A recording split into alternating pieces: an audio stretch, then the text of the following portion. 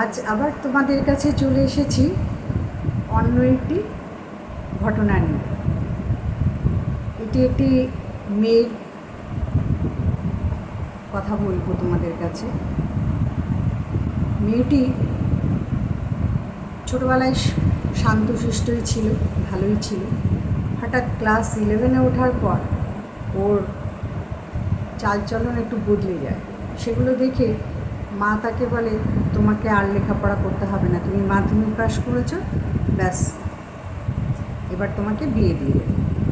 কিন্তু মেয়েটি কথা শুনবে না, জোর করে পড়াশোনা করলো, গ্র্যাজুয়েশন কমপ্লিট করলো। আর মা কিন্তু লেখাপড়া খুবই ভালোবাসত, কিন্তু মেয়েটির স্বভাব দেখে তিনি রাজি হচ্ছিলেন না। এবার যাই হোক, কিছুদিন পর দেখলেন যে একটি 12 ফেল ছেলে, বেকার ছেলে, তার সাথে মেয়েটি খুব বন্ধুত্ব পাতিয়েছে।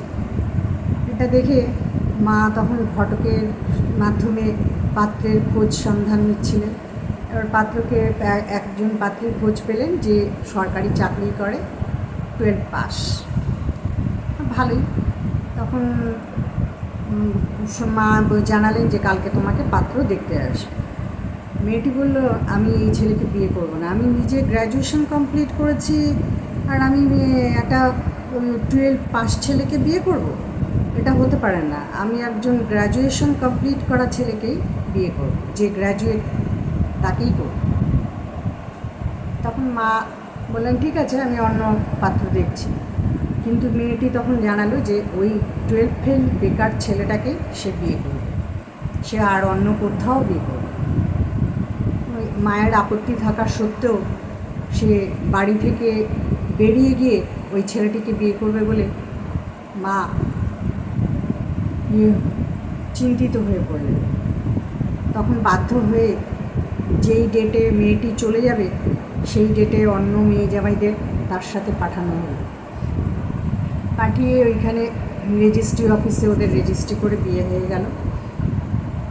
হওয়ার পরে অন্য মেয়ে জামাইদের সাথে তাদেরও বাড়িতে নিয়ে আসা হলো। নিয়ে এসে ওখানে কিছুদিন মেয়েটি কাটানোর পরে একটি বাড়ি ভাড়া নিল ছেলেটি। এবার সেইখানে গিয়ে দুজনে স্বামী স্ত্রী থাকে। মাসখানেক পরে বাড়িওয়ালা মেয়েটি মায়ের কাছে ভাড়ার টাকা চাইতে এসেছে। তখন বাধ্য হয়ে টাকা দিয়ে দেয় তারা। এবার তার 6 মাস পরে, 7 মাস পরে জানতে পারলো যে মেয়েটির বাচ্চা হবে। তখন তারা নিজেদের কাছে নিয়ে এলো মেয়েটিকে। এবার বাচ্চা যখন হলো, তার 1 মাস আগেই তার স্বামী বাচ্চাটিকে জন্ম দেওয়ার সময় না থেকে কোথায় না বলে চলে গেল। কেউ জানতে পারলো না সে কোথায় চলে গেছে। মেয়েটি বললো মেয়েটিও নাকি জানে না যে তার স্বামী কোথায় গেছে। এবার বাবা মা দুজনে কাছে থাকে। ওই বাচ্চাটিকেও বাবা মা দুধের কৌটো এনে দিচ্ছে, তারপরে মেয়েকেও খাওয়াচ্ছে, বাচ্চার যা যা লাগে জিনিসপত্র বাচ্চাটাকেও দেখভাল করছে, নিজের মেয়েকেও দেখভাল করছে। এইভাবে 1.5-2 বছর চলল। তারপর ওই জামাই এসে কিছুদিন পর আবার আরেকটি মেয়ের জামাই আসার পরে আরেকটি মেয়ের জন্ম হলো কিছুদিন পর। এবার ওই দ্বিতীয় সন্তানটিও মেয়ে হয়েছে। এবার বড় মেয়ে ছোট মেয়ে দুজনেই আস্তে আস্তে বড় হচ্ছে, কিন্তু খাওয়া পড়া সব কিছু তারা কুলিয়ে উঠতে পারছে না। তখন মেয়েটির দাদু, বড় মেয়েটির ওরা দুই বোন, তো বড় মেয়েকে লেখাপড়া শেখানোর দায়িত্ব ওই মেয়েটির দাদুই নিলেন।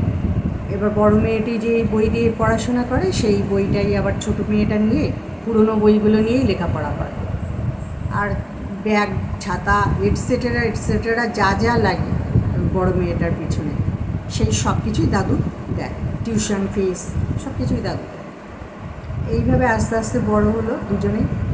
তখন ওই মেয়েটি ওই ভাড়া বাড়ি তো ওরা চলে গেছিলো, ওদের শ্বশুরবাড়িতে বাড়ি ছিল কিন্তু উঠবে না বলে ওইখানে ভাড়া বাড়িতে গেছিলো। তারপরে এবার ওরা তো নিজেদের বাড়িতে গেছিলো, সেই বাড়িটাই বিক্রি করে দুই মেয়েকে বিয়ে দেওয়ার পরে ওরা বলতে লাগলো যে মা আমাদেরকে কথা শুনিয়েছে যে যে জন্ম দিল সে কেন দুধের কৌটো নিয়ে এলো না। যখন বাচ্চাটিকে আর কি রেখে ওর বাবা চলে গেছে, যে জন্ম দিয়েছে তারই তো উচিত ছিল না বাচ্চাটাকে দুধের কৌটো এনে খাওয়ানো। এই কথাটি মেয়েটি সারা জীবন ধরে মাকে শোনাতে থাকে, বোনেদের শোনাতে থাকে। এবার তার স্বামী যে চলে গেল তাকে ছেড়ে, সেই কথাটা কিন্তু সে একবারের জন্যও বলে। আর তার স্বামী যখন ছিল না তাকে বেশ আনন্দেই দিন কাটাতে দেখা গেছে। তাকে দেখে একটুও বোঝা যায়নি যে তার স্বামী তাকে রেখে চলে গেছে। এই মেয়েটেরই গল্প তোমাদের পরের অংশটা আগামী দিন বলবো। আজকে এখানেই শেষ করলাম, কেমন?